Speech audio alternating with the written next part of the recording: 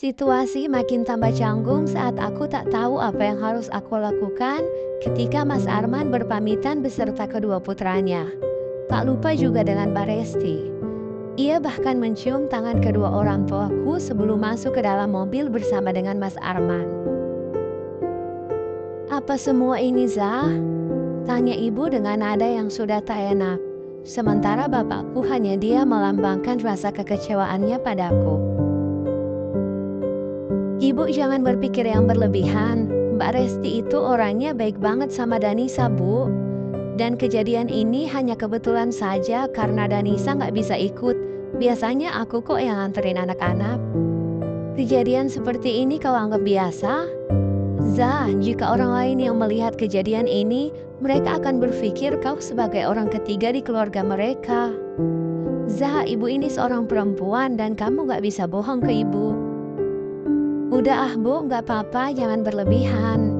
Semua ini karena Evan masih kecil dan sangat bergantung ke ibunya. Nanti juga setelah selesai, Mas Arman akan menelpon Daniza." Balasku sambil menenangkan ibu dengan memeluknya. "Benar sekali Bu, itu sebabnya semua orang hampir menyalahkanku dengan pernikahan ini," lirikku dalam hati. Mereka bak keluarga harmonis yang tanpa celah. Aku juga sebenarnya tak tahu alasan kenapa mereka mengambil keputusan berat seperti itu jika kenyataannya mereka masih saling membutuhkan. "Oh ya, ibu sama bapak mau makan apa? Biar Danisa masakin, kebetulan Danisa hari ini nggak ke kantor."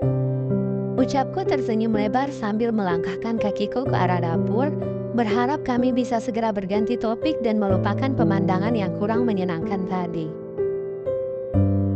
Sebesar apapun aku menyembunyikan perasaanku, aku tetap tak bisa berbohong pada diriku sendiri bagaimana aku sangat gelisah memikirkan kebersamaan mereka kini. Berulang kali aku bolak-balik memeriksa gawaiku berharap pesanku segera dibalas oleh Mas Arman. Namun sudah sejak 1 jam yang lalu pesan itu kukirimkan, jangankan dibalas, dibaca pun tidak. Apakah ia terlalu menikmati kebersamaan mereka hingga ia bahkan lupa dengan diriku? "Zah, itu ikannya sudah matang," tegur ibu yang membuatku segera tersadar. Iya Bu, astaga, terlalu banyak pekerjaan di kantor kadang membuat Danisa kurang fokus," ucapku beralasan. Usai menyelesaikan makan siang kami, ibu memberikanku sebuah pelukan yang hangat yang berbeda dari biasanya. "Zah, semua orang punya tanggung jawab dan masalah sendiri-sendiri. Apapun beban dalam pekerjaan maupun dalam rumah tanggamu nanti, jangan khawatir, kamu tidak sendiri. Kamu tetap menjadi anak kami yang selalu kami rindukan di rumah." Hampir saja air mataku meluncur bebas mendengar perkataan ibuku. Seorang ibu memang paling peka terhadap perasaan anaknya. Rasanya ingin sekali aku mencurahkan semuanya di pundak ibuku. Usai ayah dan ibuku pulang, aku bergegas bersiap untuk ke kantor Mas Arman dengan beralasan membawakan bekal makan siang untuknya. Namun tubuhku langsung terasa lemas ketika mengetahui bahwa suamiku hari ini tidak pergi bekerja ke kantornya. Bukan hanya itu, Mbak Resti pun yang sekantor dengannya ikut absen pada hari ini. Kemana mereka sebenarnya? Aku nekat menyambangi rumah Mbak Resti untuk mengecek langsung di sana setelah panggilanku berkali-kali tidak dijawab oleh Mas Arman. Namun nihil, dalam rumah itu hanya ada seorang asisten rumah tangga yang sedang duduk santai kala majikannya tengah berada di luar rumah. "Bu Resti udah jalan Bu sejak pagi tadi. Kalau nggak salah beliau bilangnya hari ini mau ngajakin anak-anak jalan-jalan." "Hah, jalan-jalan? Apa jadwal imunisasi Evan itu hanyalah sebuah alasan untuk menghindariku? Apa mereka merencanakan ini agar mereka bisa pergi sekeluarga?" Jantungku makin berdebar kencang ditambah pikiran-pikiran negatif yang terus saja berputar-putar di kepalaku. Aku bagaikan orang gila yang mencari mereka kemana-mana namun masih tak menemukan mereka. Aku berusaha mencoba menenangkan diriku untuk dapat berpikiran jernih. Ya benar, kenapa aku tak datang saja ke rumah sakit untuk melihat apakah jadwal imunisasi itu benar ada atau hanya sebuah alasan untuk tak mengajakku. Aku sedikit lega ternyata jadwal imunisasi Evan memang ada.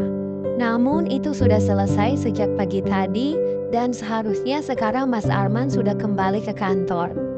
Tapi kenapa ia tak ada? Aku semakin penasaran kemana mereka pergi. Dan yang terakhir, aku nekat menyambangi sekolahannya Erik untuk mengecek keberadaan anak itu dengan alasan menjemputnya. Sebagai orang baru yang belum pernah menjemputnya, bukannya mendapat informasi tentang keberadaan anak itu, aku malah mendapat tatapan curiga dari wali kelasnya. Bukan hanya itu saja, aku bahkan hampir diusir pihak security karena dianggap mengganggu setelah nekat menunggu hingga berjam-jam sampai waktu sekolah berakhir. Perjuangan seberat itu pun masih tak memberikan hasil apa-apa karena sepertinya anak itu memang sedang tak berada di sekolah saat ini. Ternyata benar, mereka sedang bersenang-senang tanpa aku. Jika memang membutuhkan waktu untuk quality time, kenapa Mas Arman tidak bicara jujur saja padaku? Toh selama ini aku tak pernah melarang ataupun membatasi hubungannya dengan anak-anaknya, meskipun selalu harus melibatkan dengan mantan istrinya. Kenapa ia harus berbohong padaku seperti ini? Rasanya aku sudah tak sanggup lagi berada dalam rumah tangga ini. Situasi ini makin membuatku gila. Ingin sekali aku berhenti dan menyelesaikan semuanya. Namun selalu terbayang kembali bagaimana dulu aku bersikeras kepada orang tuaku untuk tetap menikah dengan Mas Arman. Kehadiran Mbak Resti dalam rumah tanggaku bukan hanya sekedar masa lalu. Ia bagaikan racun yang bisa merusak segalanya. Belum juga setiap bulan aku harus berbagi nafkah dengannya. Ya, hingga kini Mas Arman masih tetap mengiriminya uang setiap bulan dengan alasan kebutuhan anak-anak. Padahal bisa saja semua kebutuhan anak-anak aku yang handle. Namun Mas Arman tetap mempercayakan kepada Mbak Resti. Baginya ibu mereka lebih tahu tentang kebutuhan anak-anak itu dibanding aku. Lalu apa gunanya aku sebagai istrinya jika tak bisa menjadi ibu bagi kedua anaknya?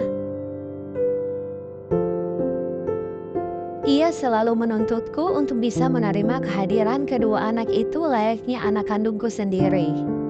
Namun ia lupa memberiku kesempatan bagaimana menjadi ibu yang baik untuk kedua anak itu. Awalnya aku pikir ini adalah sebuah ide yang bagus jika kedua anak itu sering main di rumah kami. Dengan begitu aku bisa perlahan-lahan mencuri perhatian mereka dan bisa menjadi lebih dekat. Namun sialnya itu malah menjadi alasan bagi ibunya untuk ikut serta dan melangkah bebas di rumah ini. Aku tak enak untuk melarangnya karena rumah ini dibeli Mas Arman jauh sebelum ia menikah dulu. Tepatnya saat ia masih bujangan dan tak ada satupun rupiahku yang ikut tersumbang di rumah ini.